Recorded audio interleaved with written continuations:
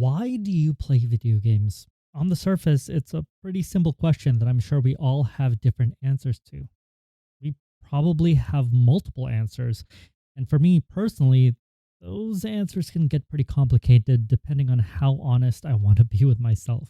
If I had to pick one answer, though, one thing that encapsulates everything, the best I can come up with is I play video games to recapture that feeling. What is that feeling? That's just it. I don't know.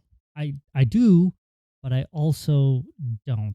And before I start sounding crazier than I am, hear me out. Everyone's introduction into gaming is different. That feeling that made you love games can be anything from getting that sense of wonder as a kid to sharing stomach splitting laughs while playing with friends.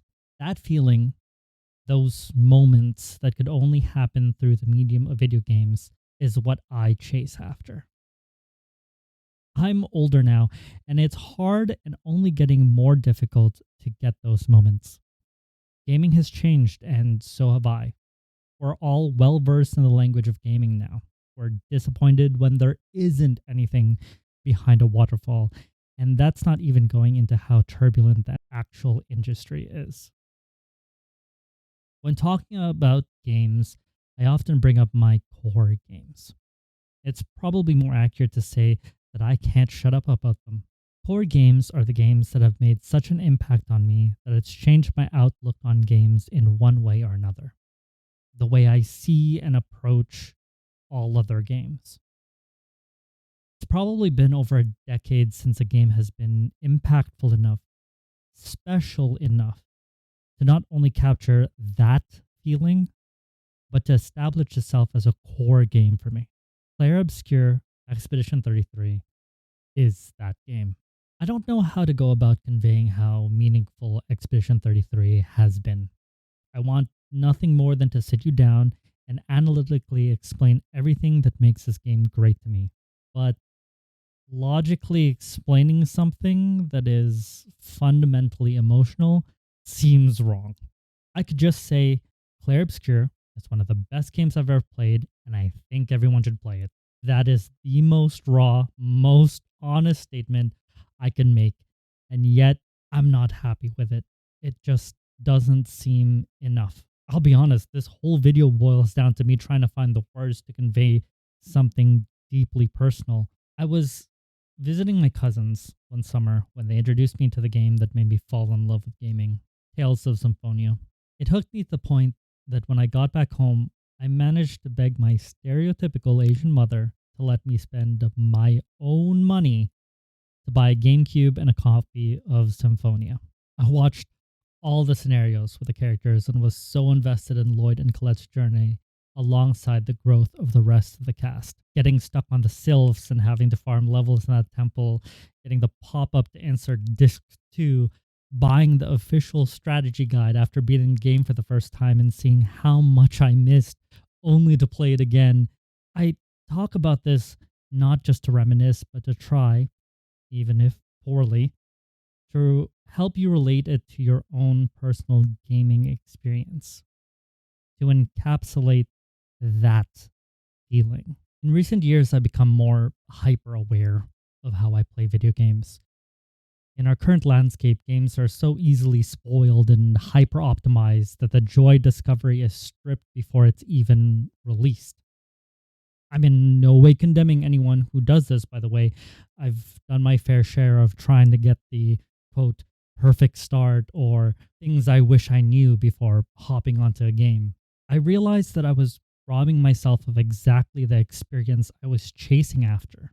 The motto I go into playing games now is, you can only have a first-time experience once. That's pretty obvious, but it helps me keep grounded when I feel myself getting into that theory crafting goblin mode that I have. There's plenty of time to do that later. With this in mind, the way I approach games now is trying to play the game in as natural a way as possible. I ended up playing Expedition 33 on the, quote, intended difficulty, and kept relatively to the main story.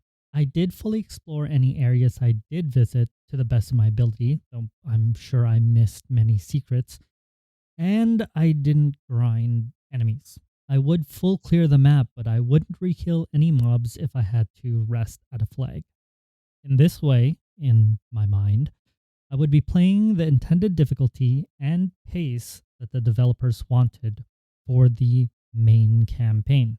I was playing the game alongside a friend who did a lot more exploring, even jokingly messaged me saying, "Why is there so much game in my game?"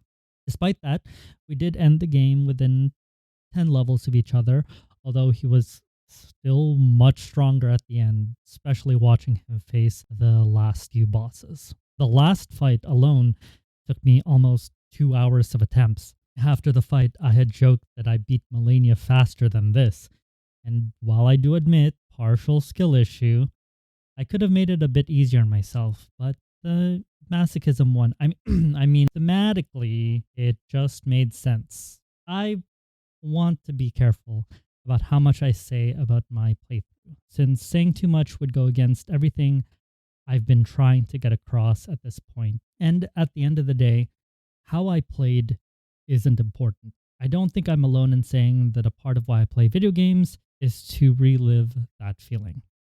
I also think that a lot of us have resigned ourselves to simply reminiscing about those times, accepting that we've just grown up, that games are different now. Everyone's experience is going to be different, and it might not be the same for you as it was for me. I get that. And if it's not, I sincerely hope that you find yours. Hi, everyone. Thanks for making it to the end of the video.